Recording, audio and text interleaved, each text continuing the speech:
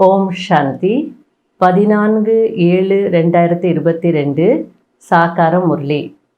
இன்று சிவ பகவான் கூறுகிறார், இனிமையான குழந்தைகளே, அனைத்து தொடர்புகளையும் துண்டித்துவிட்டு தந்தையாகிய என்னிடம் யோகம் வையுங்கள். அப்போது நீங்கள் என்னுடைய உலகத்திற்கு வந்து விடுவீர்கள். கடைசி நேரத்தில் நல்ல நினைவிற்கேற்ப நல்ல நிலை ஏற்பட்டுவிடும். கேள்வி: யார் சைலன்ஸின் மனநிலைக்கு செல்வதற்கான முயற்சி செய்கிறார்களோ அவர்களுக்கு எது பிடிக்காது?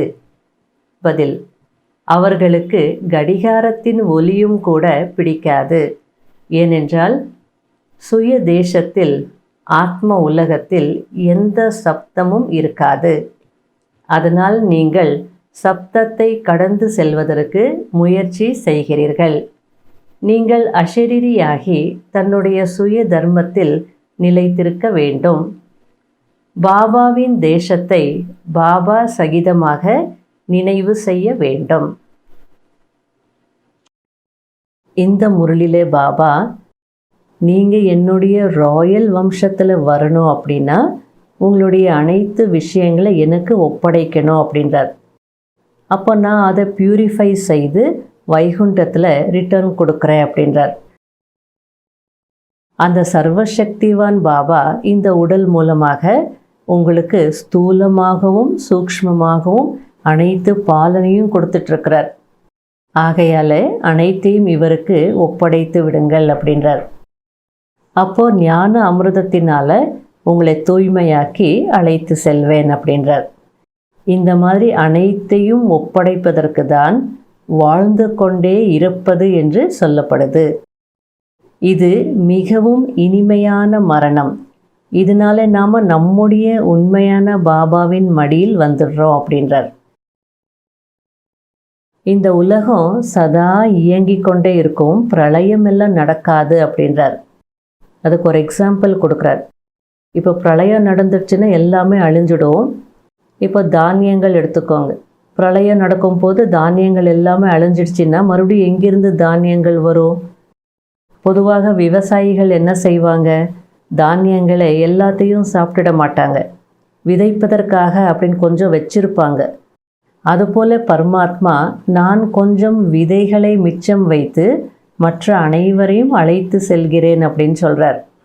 அவர்கள் மூலமாக பிறகு சிருஷ்டியின் வளர்ச்சி நடைபெறும் அப்படின்னு புரிய வைக்கிறார். இப்போ எல்லாருக்குமே மரணம் எதிரில் இருக்குது. எல்லாருடைய நிலையும் வானப்பிரஸ்த நிலை தான்.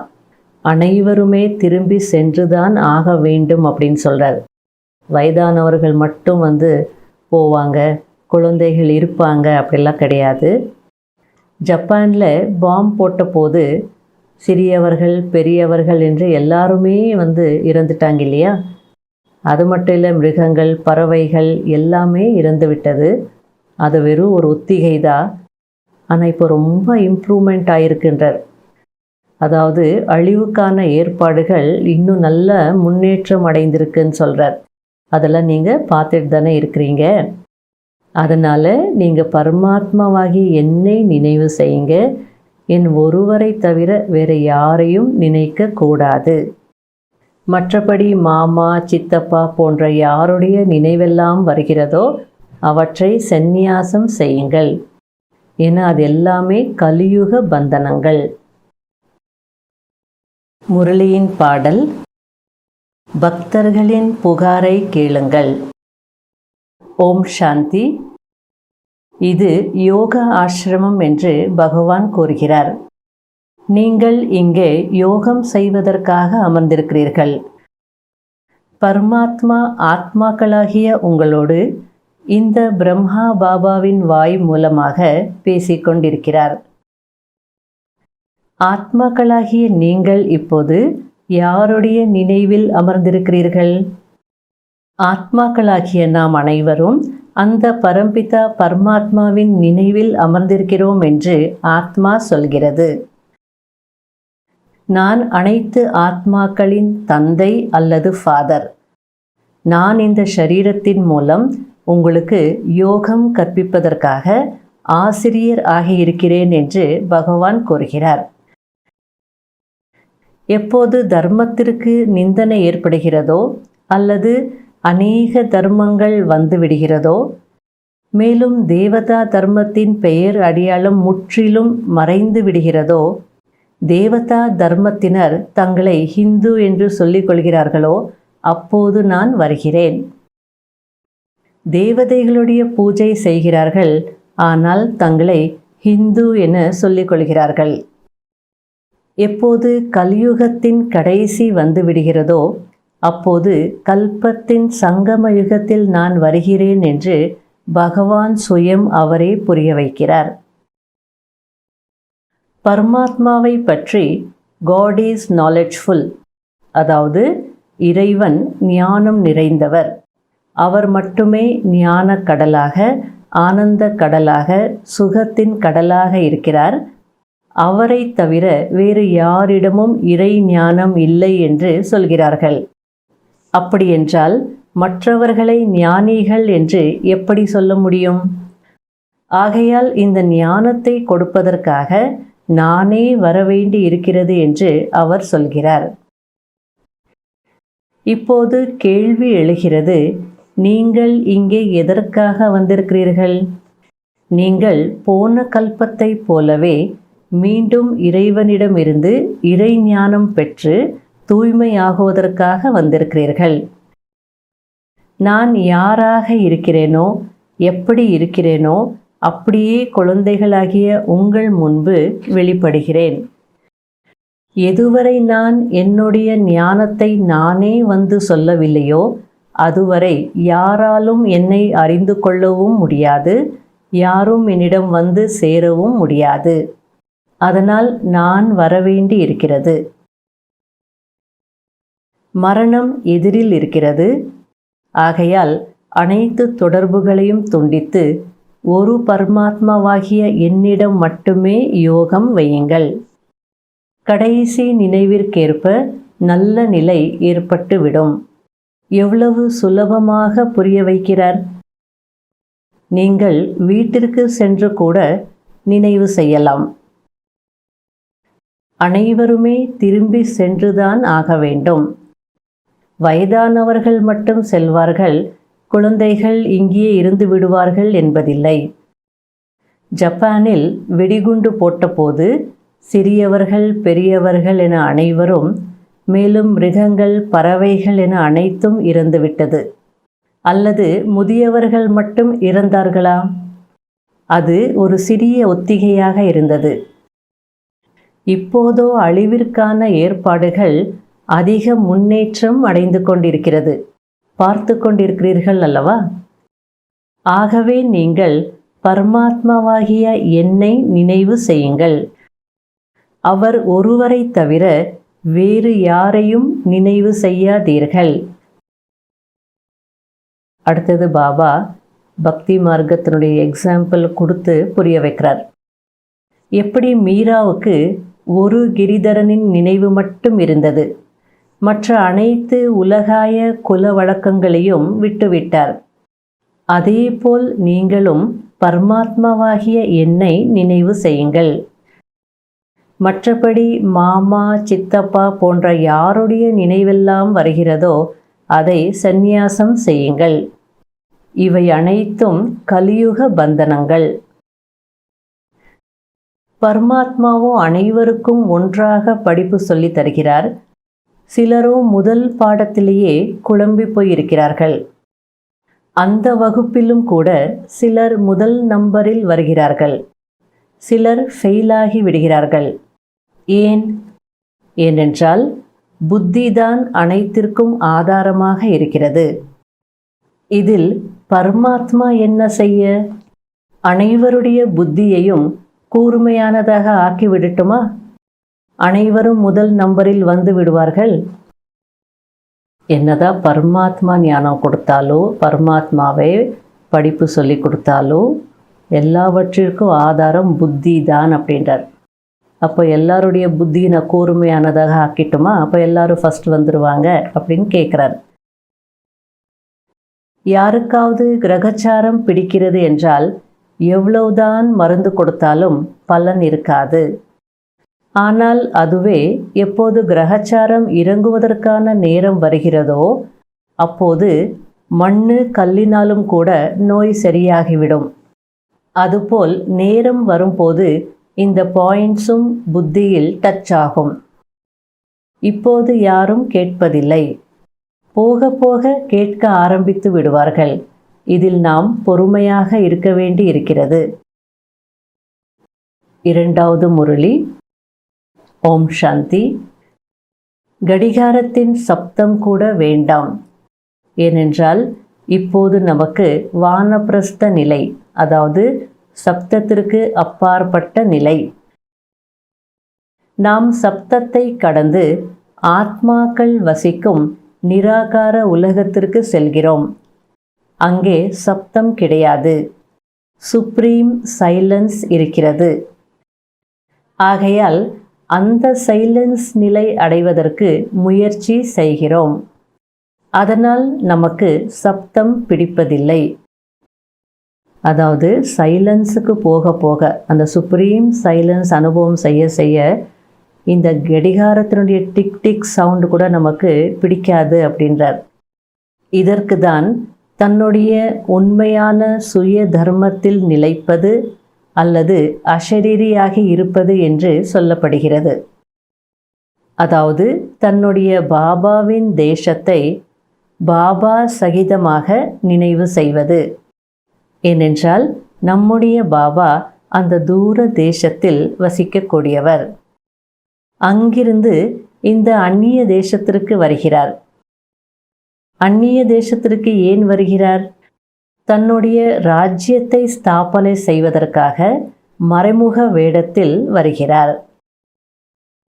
இந்த உலகம் இயங்கிக் கொண்டே இருக்கிறது. ஒருபோதும் பிரளயம் நடக்காது. எப்போது விநாசம் நடக்குமோ அப்போது அனைத்து ஆத்மாக்களும் சென்று விடுவார்கள். மற்றபடி தெய்வீக தர்மம் இங்கு ஸ்தாபனை ஆகிவிடுகிறது. அதற்கு பாபா ஒரு எக்ஸாம்பிள் கொடுத்து புரிய வைக்கிறார். எப்படி தானியங்கள் இருக்கிறது என்றால் அனைத்துமே உண்ணப்படுவதில்லை. விதைப்பதற்காக கொஞ்சம் சேமித்து வைக்கப்படுகிறது. இல்லையென்றால் விதை எங்கிருந்து வரும்? பிரளயமாகிவிட்டால் தானியங்களும் அழிந்து போகும். ஆக பரமாத்மா கொஞ்சம் விதையை மிச்சம் வைத்து மற்ற அனைவரையும் அழைத்து செல்கிறார். அவர்கள் மூலமாக பிறகு சிருஷ்டியின் வளர்ச்சி நடைபெறும். பரமாத்மா சொல்கிறார், என்னுடைய ராயல் வம்சத்தில் வர வேண்டுமென்றால் உங்களுடைய அனைத்தும் என்னிடம் ஒப்படைத்து விடுங்கள். பிறகு நான் அதை பியூரிஃபை செய்து, அதாவது சுத்திகரித்து வைகுண்டத்தில் திருப்பி கொடுப்பேன். அந்த சர்வசக்திவான் பாபா இந்த உடல் மூலமாக உங்களுக்கு ஸ்தூலமாகவும் சூக்ஷ்மமாகவும் பாலனை செய்து கொண்டிருக்கிறார். அதனால் இவருக்கு ஒப்படைத்து விடுங்கள். அப்போது ஞான அமிர்தத்தினால் தூய்மையாக்கி அழைத்து செல்வேன் என்று சொல்கிறார். இதற்கு தான் வாழ்ந்து கொண்டே இறந்து விடுவது என்று சொல்லப்படுகிறது. ஆனால் இது மிகவும் இனிமையான மரணம். இதனால் நாம் நம்முடைய உண்மையான பாபாவின் மடியில் வந்து விடுகிறோம். நல்லது. இனிமையிலும் இனிமையான காணாமல் போய் கண்டெடுக்கப்பட்ட செல்ல குழந்தைகளுக்கு மாத் பிதா பாப் தாதாவின் அன்பு நினைவுகள் மற்றும் காலை வணக்கம். ஆன்மீக குழந்தைகளுக்கு ஆன்மீக தந்தையின் நமஸ்காரம். கடைபிடிக்க வேண்டிய முக்கியமான சாராம்சம். முதல் பாயிண்ட், தன்னுடைய உண்மையான சுய தர்மத்தில் நிலைத்திருந்து அஷரீரியாகி பாபாவின் தேசத்தை பாபா சகிதமாக நினைவு செய்ய வேண்டும். சைலன்ஸில் இருக்க வேண்டும். ரெண்டாவது பாயிண்ட், ராயல் வம்சத்தில் வருவதற்கு தன்னுடைய அனைத்தையும் தந்தையிடம் ஒப்படைத்துவிட்டு பியூரிஃபை செய்ய வேண்டும், அதாவது சுத்திகரிக்க வேண்டும். வர்தானம், தந்தை மூலம் அடைந்திருக்கும் அனைத்து பொக்கிஷங்களையும் காரியத்தில் ஈடுபடுத்தி அதிகரிக்கக்கூடிய ஞானம் நிறைந்த யோகம் நிறைந்த ஆத்மா ஆகுங்கள். பாப் தாதா குழந்தைகளை அனைத்து பொக்கிஷங்களினால் நிறைந்தவர்களாக ஆக்கிவிடுகிறார். ஆனால் யார் உரிய நேரத்தில் ஒவ்வொரு பொக்கிஷத்தையும் காரியத்தில் ஈடுபடுத்துகிறார்களோ அவர்களுடைய பொக்கிஷங்கள் சதா அதிகரித்து கொண்டே இருக்கும். நான் விரும்பவில்லை, ஆனால் நடந்துவிட்டது என்று அவர்கள் ஒருபோதும் சொல்ல முடியாது. பொக்கிஷங்களினால் நிரம்பிய ஞானி மற்றும் யோகி ஆத்மாக்கள் முதலில் சிந்தித்து பிறகுதான் செயல்படுவார்கள். அவர்களுக்கு நேரத்திற்கேற்றாற்போல் டச் ஆகும். அதை கேட்ச் செய்து நடைமுறையில் கொண்டு வருவார்கள்.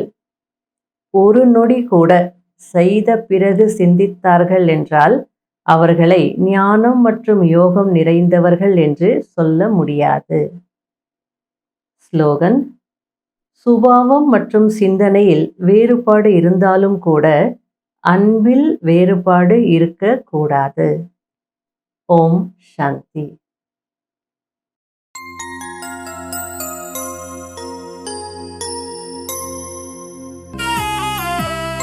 கண் கொண்டு கண்டேன் உன்னை, ஞான கண் கொண்டு கண்டேன் உன்னை.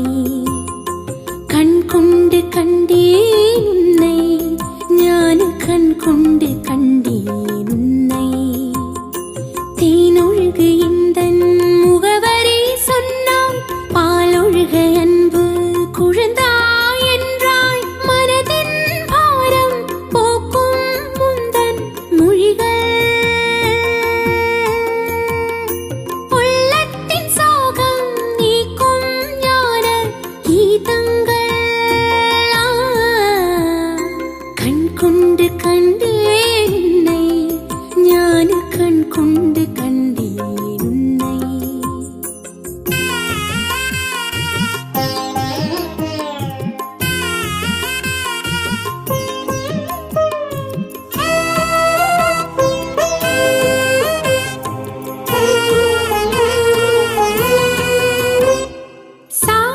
சாட்சியாயிருக்கு கற்றுத் தந்தாயே, போற்றி புகழோடு வாழும் நிலை தந்தாய்.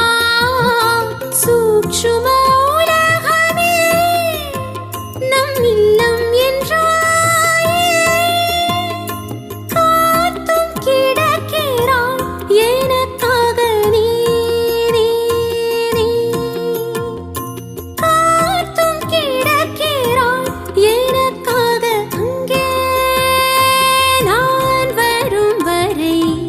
கண் கொண்டு கண்டேன் உன்னை, ஞான கண் கொண்டு கண்டேன் உன்னை.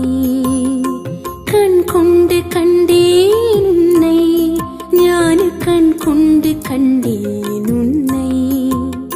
தேனொழுக இந்தன் முகவரி சொன்னாய், பாலொழுக அன்பு குழந்தாய் என்றாய். மனதின் பாரம் போக்கும் முந்தன் மொழிகள், உள்ளத்தின் சோகம் நீக்கும் ஞான கீதங்கள். கண் கொண்டு கண்டேன் உன்னை, ஞான கண் கொண்டு கண்டேன்